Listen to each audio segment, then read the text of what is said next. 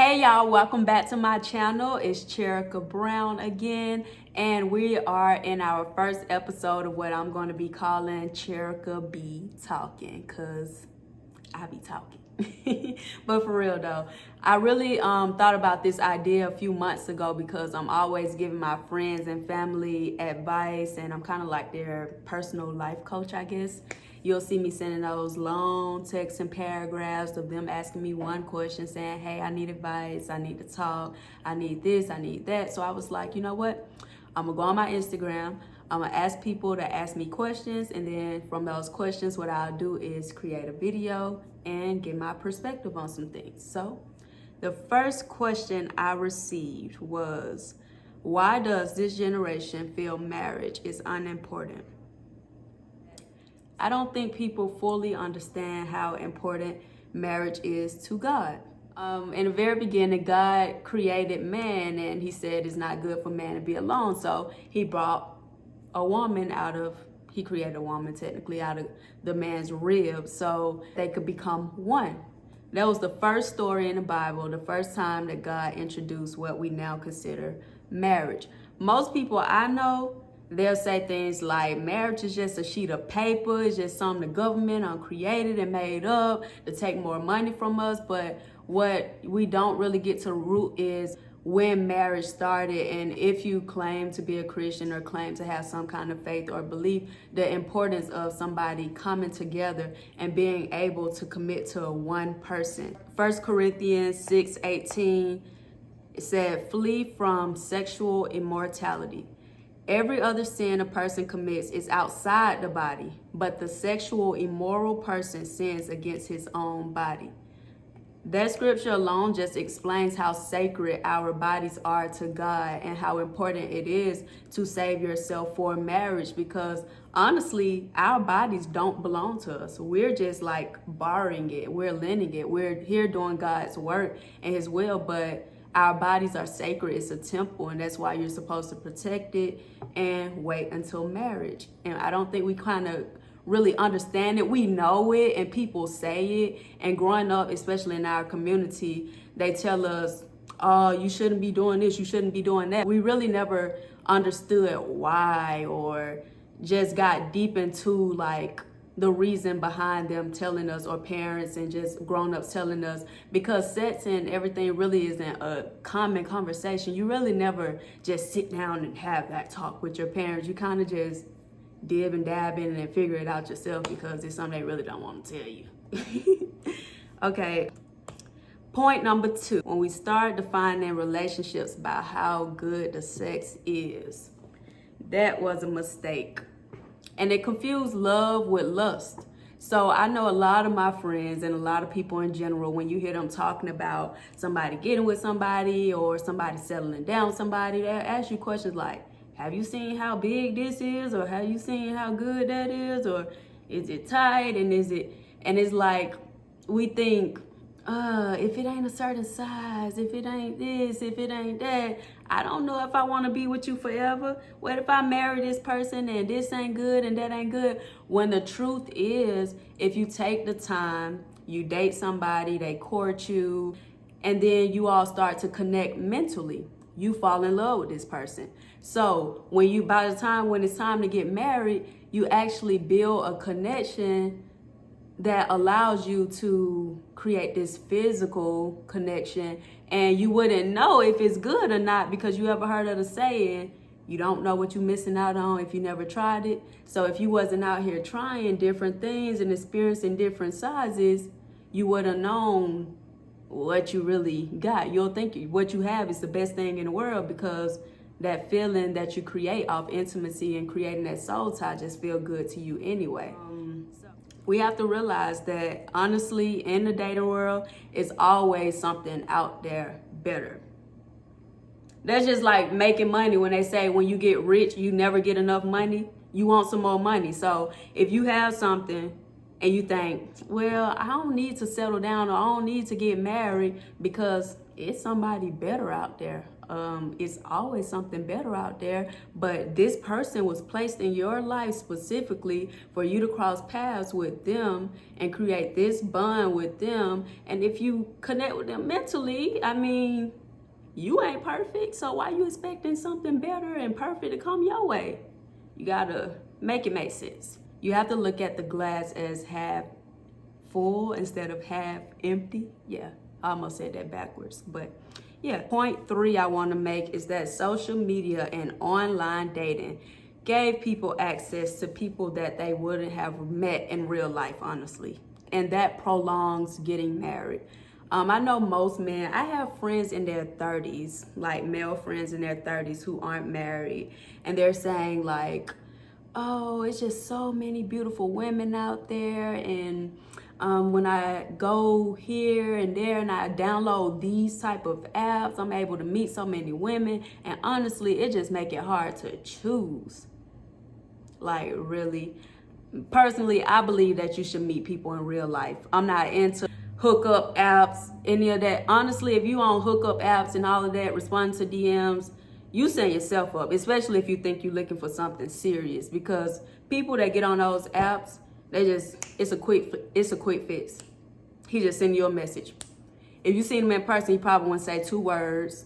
It's easy for him to send a message. He got all the courage behind his phone screen. So yeah, you have to, if you're really looking for something serious, get out there, go have fun, go do things, go to the grocery store, make sure you look presentable. First impression is last impression, but you don't have to be doing your makeup, being your face to the gods and everything. Just take care of yourself, go out, interact with people. Somebody's always looking, somebody's always gonna talk to you. It's always somebody out there that's single.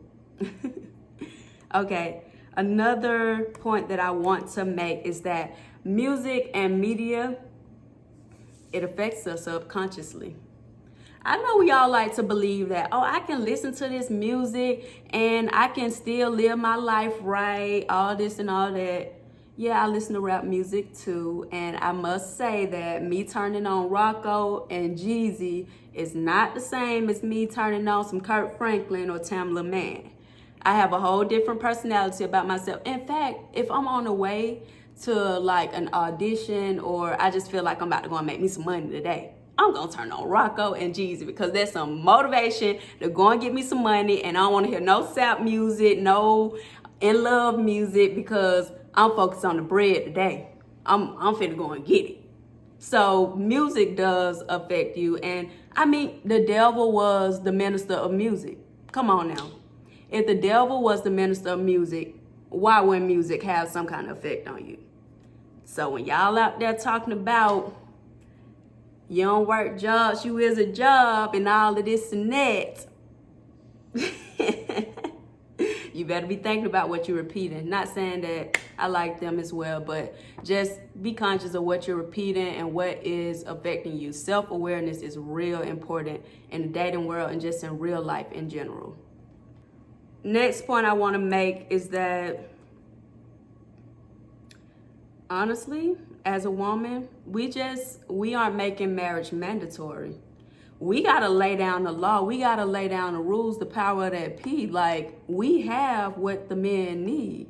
If all of us was on the same page and laying down the law, making things mandatory and letting you know that you ain't about to waste my time and we ain't finna date backwards and let this generation confuse us and tell us that we need to have a baby before marriage, or not knocking anything that anyone does. No sin is greater than the other. But if we lay down that law and lay down that rule, men wouldn't play so many games with us. So we just got to make it known they can't play with us.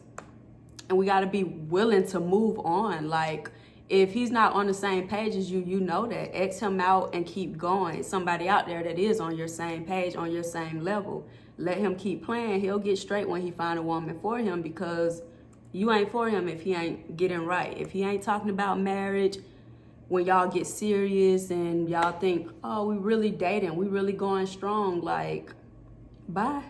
Boy, bye. Ain't that what y'all say? You were cute, you were cool, you were all of that, but you weren't mine. You ain't my husband. Bye. Thank you if you don't waste my time, if you tell the truth. And also believe these men. When they tell you I don't want to get married, don't be like, oh, he's just young and he just having fun. I'm just giving him time. Girl, if he told you he don't want to get married, he do not see you as his wife. You better jet up out of there. I'm telling you.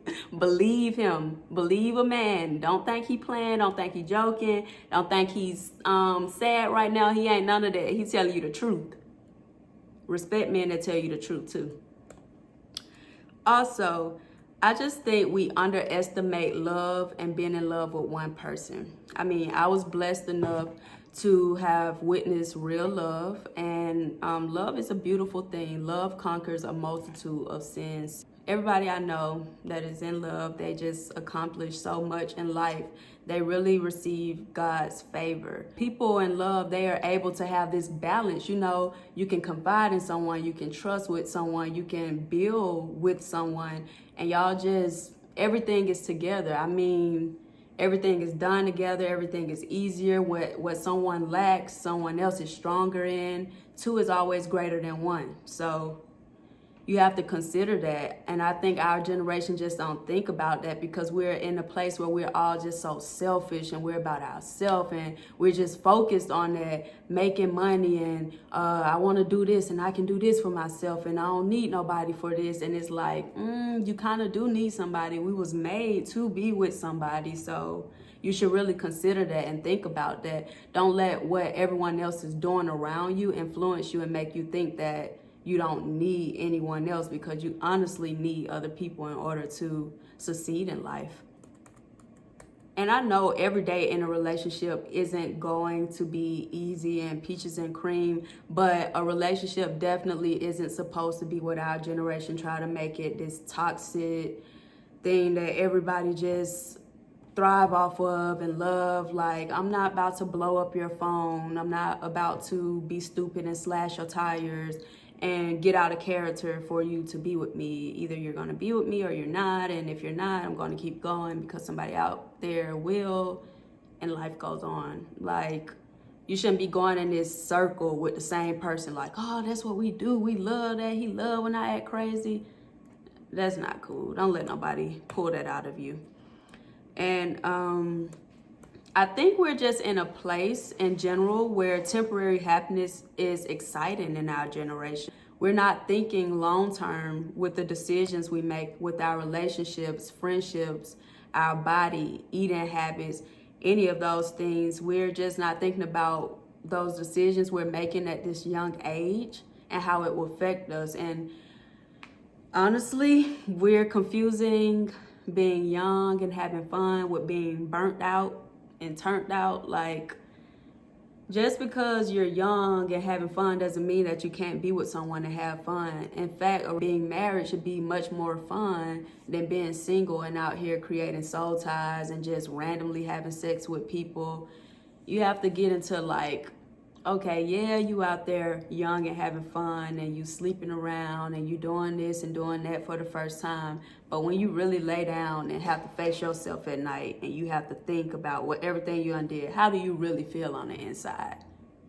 Like, do you really feel like you accomplished something or you just want to do it again? I mean, some people, maybe they do. More power to you. But for the most average person that's looking for marriage and love and something real, all of that young and having fun when you're doing those things isn't what you're trying to do. And that's not really your goal and your aspiration in life. So don't let people confuse and tell you that doing certain things at a young age is what you need to do so that you've done everything before you got married or you got everything out. Your spouse is what you're supposed to have fun with, experience certain things and save certain things for marriage, because honestly, you should only do certain things with that one person that you commit to for a lifetime.